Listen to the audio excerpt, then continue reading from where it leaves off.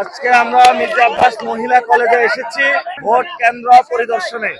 আমরা সকালে অনেকগুলা কেন্দ্রে গিয়েছিলাম, আমরা অনেক জায়গায় দেখেছি ভোট সুষ্ঠু হচ্ছে, কিন্তু এই কেন্দ্রে বড় একটা সমস্যা করা হয়েছে। সকালে আমাদের এজেন্টকে 1 ঘন্টা লেট করে ঢুকতে দেওয়া হয়েছে এবং সেটা এক্সটেন্ডেড হতে হতে 3 ঘন্টা করা হয়েছে।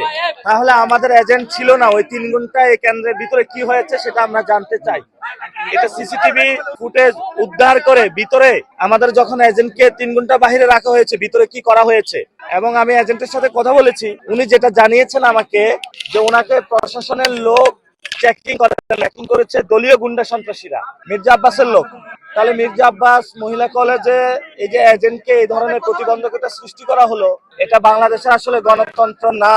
বিএনপির একজন স্ট্যান্ডিং কমিটির সদস্য হয়ে তার এলাকায় তার নামে কলেজ, যেখানে গণতন্ত্র করার প্রচেষ্টা চালানো হচ্ছে, এই ধরনের কাজগুলো অগ্রহণযোগ্য বাংলাদেশে 2026 সালে।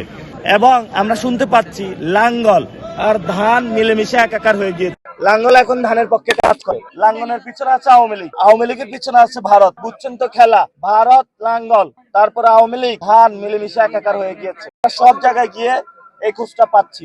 ইনশাল্লাহ ঢাকা 8-এ শাপলাকলির ভূমিধস বিজয় হবে। তবে এই বিজয় নাসিরউদ্দিন পাটোয়ারির না, এই বিজয় শহীদ উসমান হাদি।